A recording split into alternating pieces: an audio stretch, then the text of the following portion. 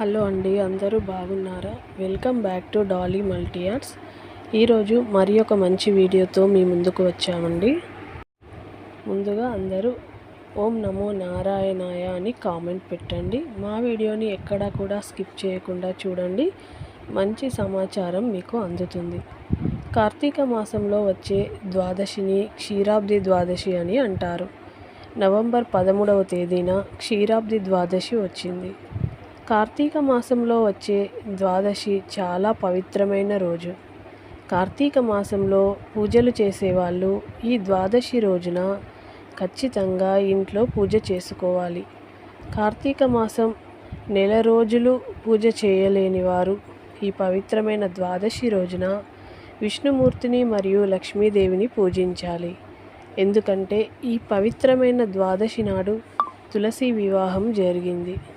సంపదకు దేవత అయిన శ్రీ మహాలక్ష్మిని శ్రీ మహావిష్ణువు వివాహం చేసుకున్న రోజునే క్షీరాబ్ది ద్వాదశి అని అంటారు. కాబట్టి ఈ రోజున చేసే పూజలకు శ్రీ మహాలక్ష్మి అనుగ్రహంతో మీ కుటుంబానికి విపరీతమైన ధనయోగం సిద్ధిస్తుంది.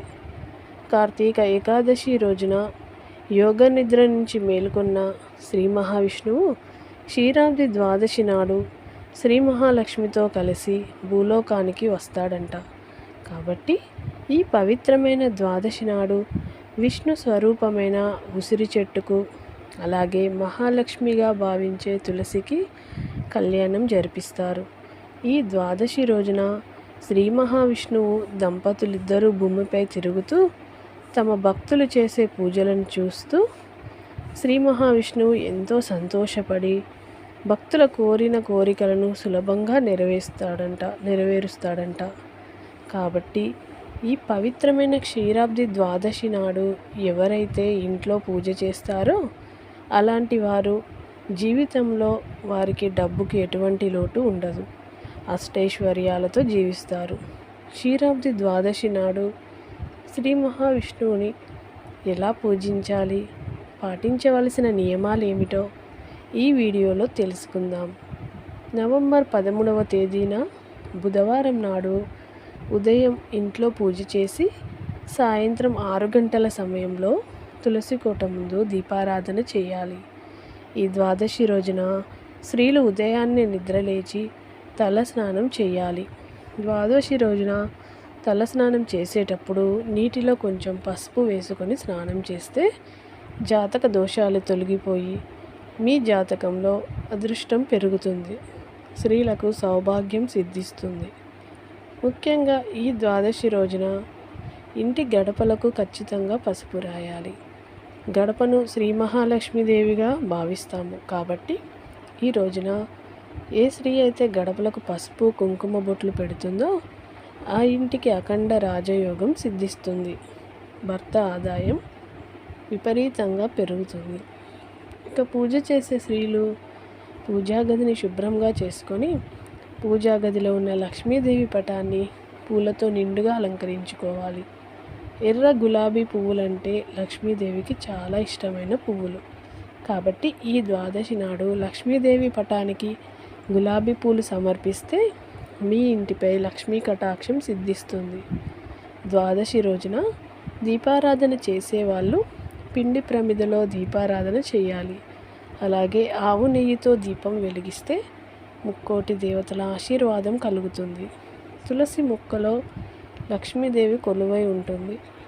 కాబట్టి ఈ ద్వాదశి రోజున కొన్ని తులసి దళాలు తెచ్చుకొని మీ పూజా గదిలో ఉన్న లక్ష్మీదేవి పటం ముందు పెట్టుకోండి. ఈ క్షీరాబ్ది ద్వాదశి నాడు పూజా గదిలో తులసి దళాలు పెట్టుకుంటే డబ్బు కష్టాలన్నీ ఖచ్చితంగా తొలగిపోతాయి, లక్ష్మీదేవి ఆశీర్వాదం లభిస్తుంది, మీ ఇంట్లో లక్ష్మీదేవి తాండవిస్తుంది. కాబట్టి క్షీరాబ్ది ద్వాదశి నాడు మీ పూజా గదిలో ఖచ్చితంగా తులసి దళాలను పెట్టుకొని లక్ష్మీదేవిని పూజించండి. ఇక పూజలో నైవేద్యంగా లక్ష్మీదేవికి ఎంతో ఇష్టమైన అరటి పండ్లను కానీ, బెల్లం ముక్కలను కానీ, పూర్ణ ఫలమైన కొబ్బరికాయని సమర్పించండి. ఇంట్లో పూజ చేసేటప్పుడు ఓం నమో భగవతే వాసుదేవాయ అనే మంత్రాన్ని 21 సార్లు జపిస్తే మీ కుటుంబానికి ఎటువంటి లోటు ఉండదు. చివరిగా లక్ష్మీదేవికి హారతి ఇచ్చి నమస్కారం చేసుకొని మీ మనసులో ఏది కోరుకున్నా సరే అది ఖచ్చితంగా నెరవేరాలని అమ్మవారిని కోరుకోండి. ఈ విధంగా ఇంట్లో పూజ చేసి ఉదయం ఉపవాసం ఉండాలి. ఉపవాసం ఉండేవాళ్ళు ఉల్లిపాయ వెల్లుల్లి తినకూడదు. సాయంత్రం సూర్యుడు అస్తమించిన తర్వాత 6 నుండి 7 గంటల మధ్యలో తులసి పూజ చేయాలి.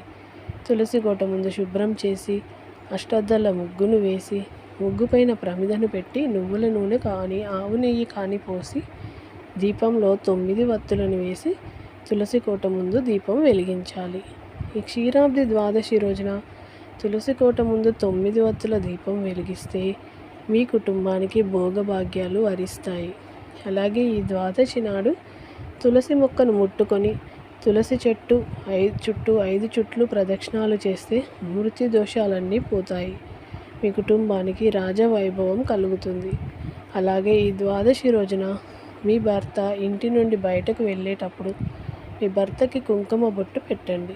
స్త్రీలు ఇలా చేస్తే మీ ఇంటికి అదృష్టం కలిసొచ్చి మీ భర్త సంపాదన విపరీతంగా పెరిగిపోతుంది. సహజంగా నువ్వుల నూనెతోనే దీపారాధన చేస్తాం. అయితే ఈ ద్వాదశి రోజున పూజ చేసేటప్పుడు ఆవు నెయ్యితో దీపారాధన చేస్తే మీ మనసులో ఉన్న కోరికలన్నీ నెరవేరుతాయని, సకల సంపదలు సిద్ధిస్తాయని పండితులు చెబుతున్నారు. మీ ఇంట్లో తులసి మొక్క లేకపోతే క్షీరాబ్ది ద్వాదశి నాడు మీ ఇంటికి ఒక తులసి మొక్కను తెచ్చుకోండి.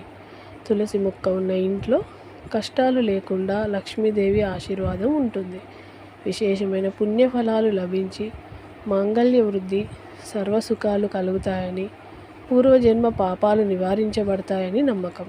ఈ సంవత్సరంలో ఏ రోజైనా సరే దీపారాధన చేయకపోతే వచ్చే దోషం ఈ రోజు దీపారాధన చేయడం వల్ల ఆ దోషాలకు పరిహారం అవుతుంది. ముఖ్యంగా క్షీరాబ్ది ద్వాదశి రోజున పేదలకు పెరుగన్నం దానం చేస్తే 1,00,00,000 మందికి అన్నదానం చేసినంత పుణ్యం లభిస్తుంది. అలాగే అప్పుల సమస్యలు తొలగిపోయి విపరీతమైన ధనయోగం కలుగుతుంది.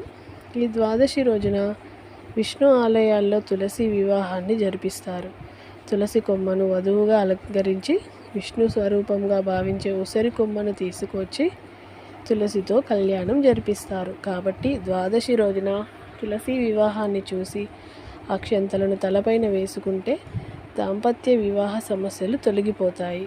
అలాగే ఈ ద్వాదశి నాడు సాయంత్ర సమయంలో గుమ్మానికి 2 పక్కల దీపాలు వెలిగించి పూజాగది దగ్గర ముందు కూర్చొని కనకదార స్తోత్రం పఠిస్తే మీ కుటుంబానికి అనారోగ్య సమస్యలు లేకుండా జీవితాంతం ఆరోగ్యంగా జీవిస్తారు.